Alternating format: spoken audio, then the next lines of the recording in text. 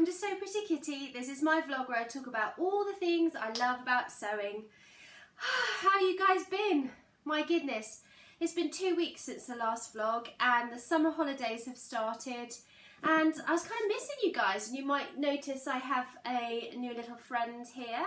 So today's vlog is all about the things I have made in July, which are few but interesting, I hope. So the first thing I've made is this shirt, and my daughter actually got out of bed one morning and said, "Oh, Agatha's had a baby," because I was kindly given this dummy from a lady I know through the school who was just getting rid of it, so it didn't cost me anything. And it's not really any good for dressmaking as such because it's not adjustable, but I thought it would be a fab way of showing you the kids makes that I get up to, because it's just about the right size for most of the kids actually. So this is a shirt that I have made previously. I showed you the pattern in my plans video. This is a Butterick 3475, and I've used this pattern a couple of times before. I usually make this view here.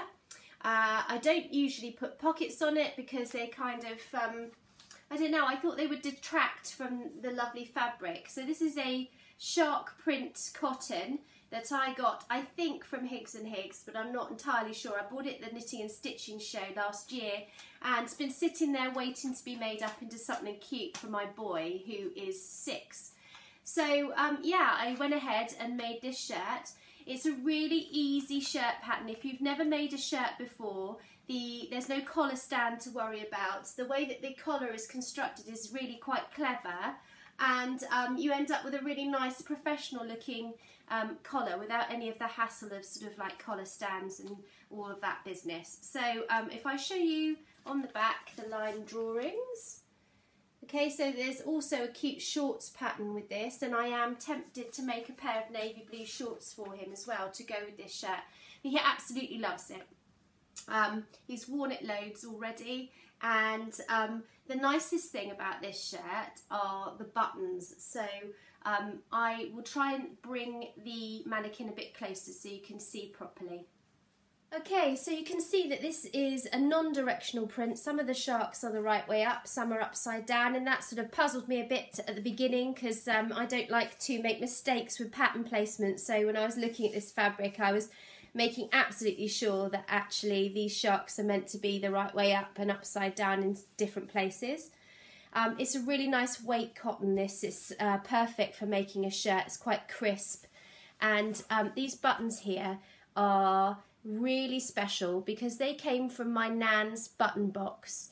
They're vintage. I'll go and get the packaging in a minute so you can see, but they're almost like a shell button, and they were the perfect colour grey to go with this shirt. So it feels kind of special to me that he can wear a shirt with buttons that my nan had in her sewing box on it. The collar is all in one piece, so if I flip it up so you can see the shape of it, just turn him round. So there is no stand, as you can see. The collar is just attached to the shirt, and then when you fold it down, that's what creates the sort of lapels. At the back of the shirt, and I'll show you the inside in a minute, you make a little hole or snip a little gap here and then hand stitch it shut, so I will show you that in a minute. The sleeves are nice and short and they set in really well, no problems there.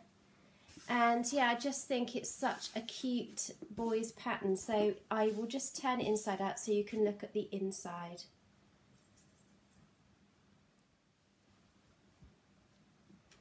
So here's the inside of the shirt. You can see it's got a facing here, and I've used my overlocker to finish all the raw edges. I really like to make it look as nice inside as possible, so everything is all finished with my overlocker. I like to overlock the raw edges and then turn them up and then hem them for the sleeves. I think that gives a really nice look. And then this is the gap I was talking about at the back of the neck. So just up here, there is a small gap through which you tuck under the collar and then hand stitch it shut. So just on the corner here, it's kind of difficult to see, but if you have a go at this pattern, you'll understand what I'm talking about. There is a way in which that you turn this collar through. So I hope it was useful for you to see the inside of this shirt and take a closer look at the outside.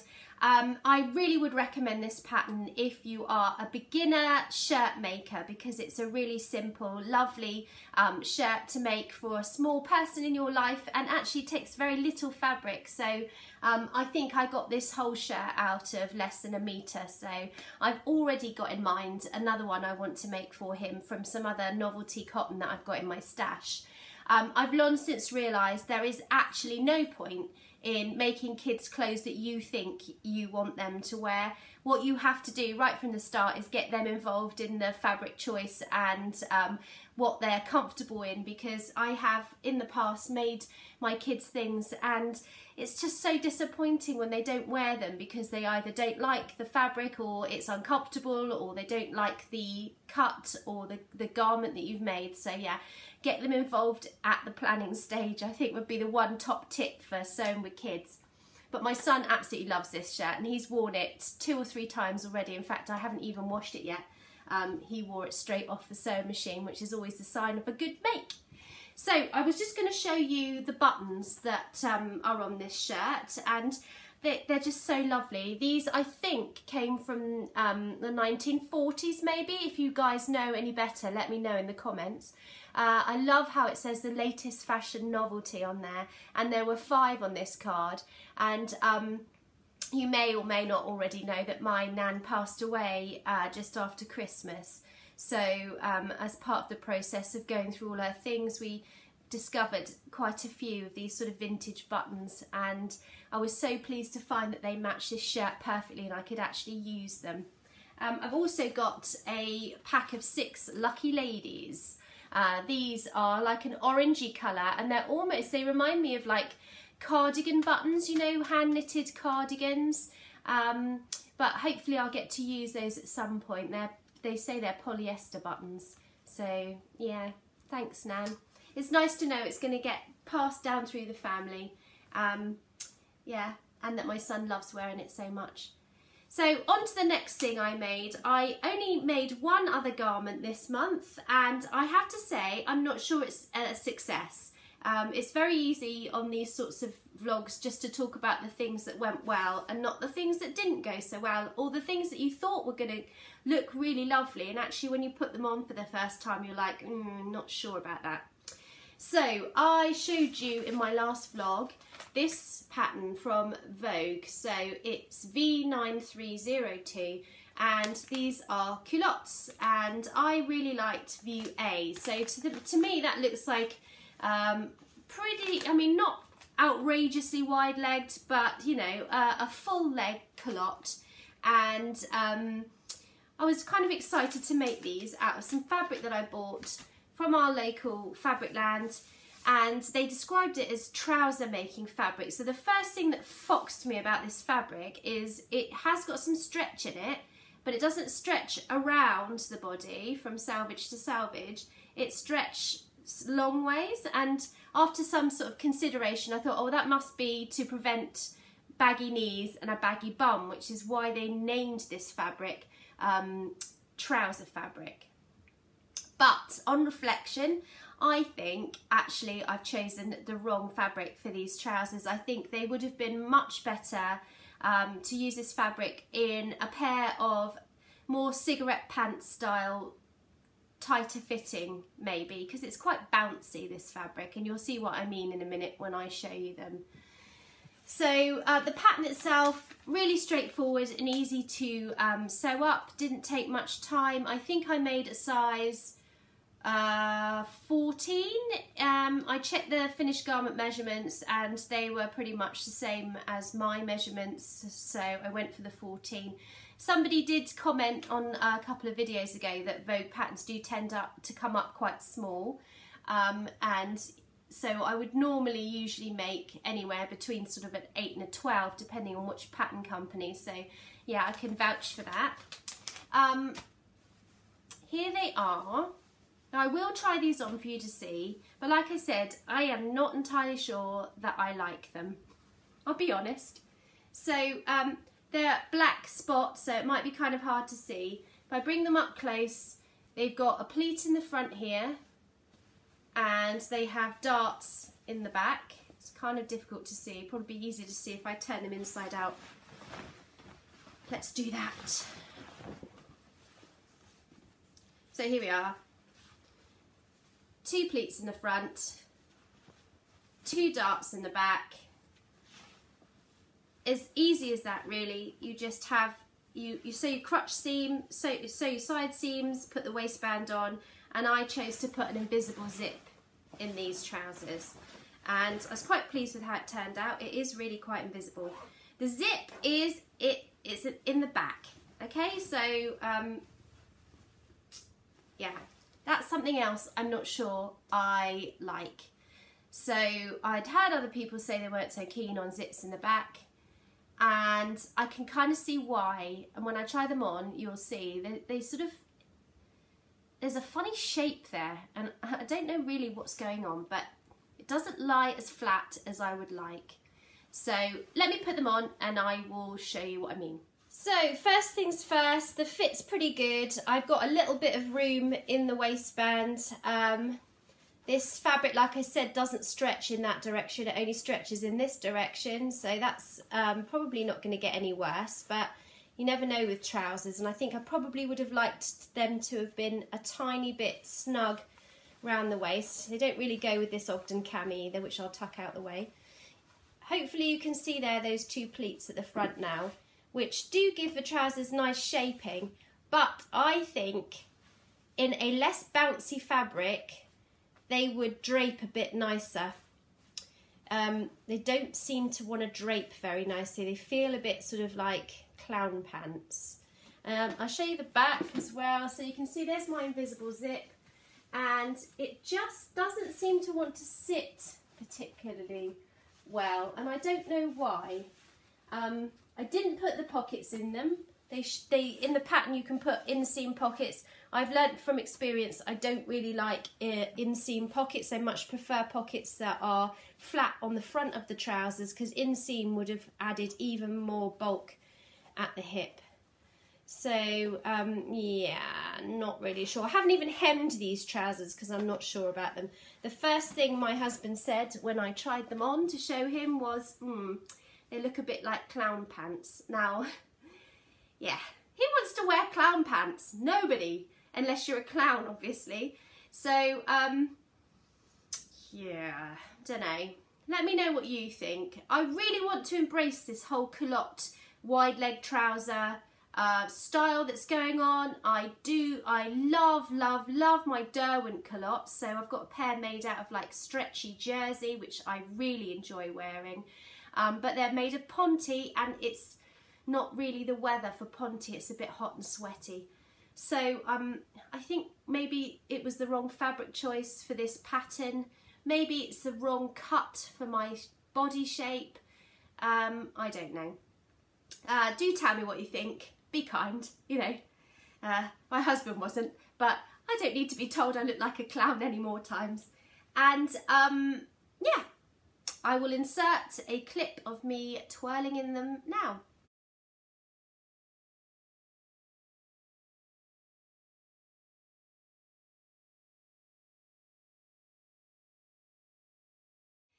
So the last couple of things I've done this month, sewing related, I have been commissioned to make a PE bag for a small chap whose mum I know through the school, and she just contacted me and said would I be interested in making a PE bag for her little boy.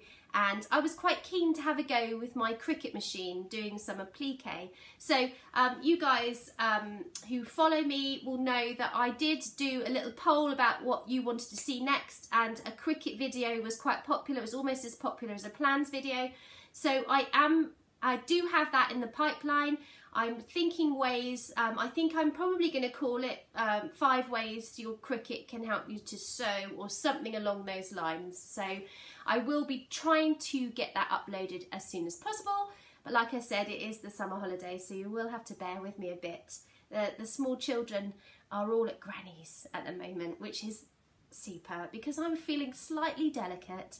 It was our wedding anniversary last night, 17 years married, and we went out and had a lovely, lovely time and ate a lot of cheese and drank a lot of red wine. And this morning, just feeling tiny bit jaded, so do forgive me if I do look a bit hungover. Anyway, go back to this PE bag. So it too is black, so I think you'll be able to see okay though. This is my applique, so I'm going to bring it up really close so you can see. I have zigzagged all around the edge of this, and all of those letters were cut out using my Cricut machine, and it was fabulous, can I tell you, a revelation. Usually when I do applique, I cut it all out by hand, and the machine is just so precise, and there's so many different fonts, and you can apply the applique paper before you put it on the mat to cut it out. The good thing about the Maker is it's got like a tiny weeny little rotary blade, so it doesn't drag through the fabric using a knife. It actually rotary cuts the fabric, and it did a perfect cut first time, even with the glue on the fabric. So all I had to do then was just iron it on and sew around it. Hopefully he's going to like his new PE bag. I've just put some bias tape, which I folded. I happen to have the perfect colour in my stash, which is sort of this khaki green, to match the camouflage fabric of his name. So that was something that I just whipped up yesterday. And the last thing that I've been doing is I bought a pair of eyelet curtains from Dunelm. They've got a massive sale on at the moment. I am really not into making homeware stuff. My mum, I think, is fairly disappointed about that because that was her career. She absolutely is fantastic at curtains, loose covers, you know, the whole works. And it's not a passion that I share, unfortunately. So we needed new curtains in our bedroom. To cut a long story short, I picked up the most amazing pair of curtains that are interlined and have black outlining. They're thermal curtains, and they were the perfect shade of heather, sort of like a purpley pink colour. And but the only trouble was they had the eyelet top to them, so I had to chop that off and apply curtain tape, which is something I've not done before, but it turned out really well. So I will pop a picture in of my curtains for you to see.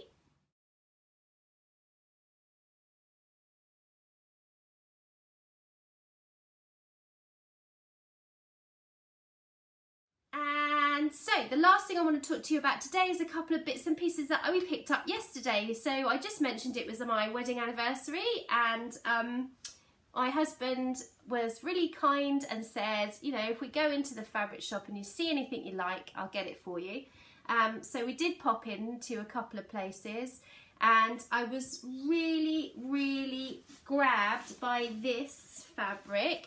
So made by Lucy. I don't know if you have heard me talk about Lucy before. She runs the most fabulous sewing tutorial studio and online classes and stuff. I will link to her below. She popped a picture on Instagram of a shirt dress that she's making, and when I walked into Fabricland I spotted the exact same fabric. So sorry Lucy, I kind of copied you here, but I'm not going to make a shirt dress with it. I don't know what I'm going to make with it yet, but it's just so gorgeous. It is a viscose, I believe, or a viscose mix. It feels kind of like it's got some cotton in it. It's got a nice weight to it, but it drapes beautifully well. It's obviously got no stretch, and it's got the most amazing big cheese plant leaves all over it. So it's kind of got a tropical vibe, and on a royal blue background with all these bright colours. And when I saw Lucy's shirt that she was making, I just thought it looked really lovely and fresh and summery. And I'm having issues with my workwear wardrobe, as in I generally wear me-made nearly every single day now, but I don't have all that many work appropriate sort of loose floaty hot weather clothes, so I'm not sure whether to make just a simple pleated skirt with this just to wear to work, or to make a pair of floaty trousers. Maybe they could be nice with a little cami tucked in. I don't know, what do you think? Throw me some suggestions, people. I've got 2 meters of this fabric, so I've got a decent amount. I could make either a dress or a skirt or a pair of trousers, or maybe even a shirt. What do you think? So I picked that up. Again, not spending any money. I'm doing really well. I haven't bought any fabric for myself all year, I don't think. I had a big haul at the beginning of the year, which was all from a really generous voucher that I got given from my old work colleagues. And other than that, I don't think I've bought a great deal. So tell me if I'm wrong, but these were gifts, so this does not count. And then I picked up, also thinking about workwear, I've previously made just a simple elasticated waist pleated fabric skirts, or plissé they call it, and the Stitch Sisters did a fab how to draft your own tutorial, and I wear that skirt all the time. In fact, I wore it yesterday, but it's animal print and it doesn't feel particularly work appropriate, so I picked up some more of this crystal pleated fabric, they call it, from Fabricland. I think it's about $4.99 a metre, and I just picked up this navy blue colour. So I'm hoping that that will make just a really nice pleated skirt. And I got 2 meters of that because my daughter loves her animal print skirt too. So my eldest quite likes to be a bit matchy-matchy with mummy. And they had, to dig around in my bag, look at this elastic. I just love that colour. It's this really bright fuchsia. And, oh, there's a spider. All right, mate, get it down. This fuchsia pink against this navy blue just looks knockout, I think. And as much as I'm not sure I can get away with wearing a skirt to work with pink elastic in it, I think she will love it. So I am definitely making mine and my daughter matching skirts, and mine will probably just have plain black elastic and be more of a workwear, and hers is more of a party skirt. So yeah, watch this space for that one. I think that's going to be a fairly soon, something I make up fairly soon, because like I said, I'm running out of things to wear to work. And then the other things I picked up were just kind of dull, but I'll show you anyway. An overlocker cone. I'm always running out of overlocker cones, so yeah, a new one of those. And I'm just going to share you a little top tip to save money. So I spoke about it briefly in my last video. I'm not a massive fan of tracing things out. It's kind of dull, but it's necessary, especially with kids' clothes, because you want to use the pattern over and over again as they grow. So I was given a tip a couple of years ago by the ladies that work in Fabricland to buy something called Honeycomb Park. So I don't know if you've ever seen this fabric before. If I bring it up close, you can see it's got tiny perforations all over it, and it's actually really see-through, although I'm not sure. Yeah, you can see that there. It's really opaque, not opaque, the opposite to opaque, and you can see through it, and it makes tracing out really easy. It's also enormously wide. It's like 150 wide, I think. It comes on a massive roll, and it's incredibly cheap. It's like 80p a metre. So I've got 3 meters of this, and this will last me ages. And I want to make the kilo wrap dress, so I got myself a large amount of this stuff. And the nice thing about it is it's really tough, it's really durable. It's not like paper, it's not going to rip, or you're not going to get holes in it when you're pinning it.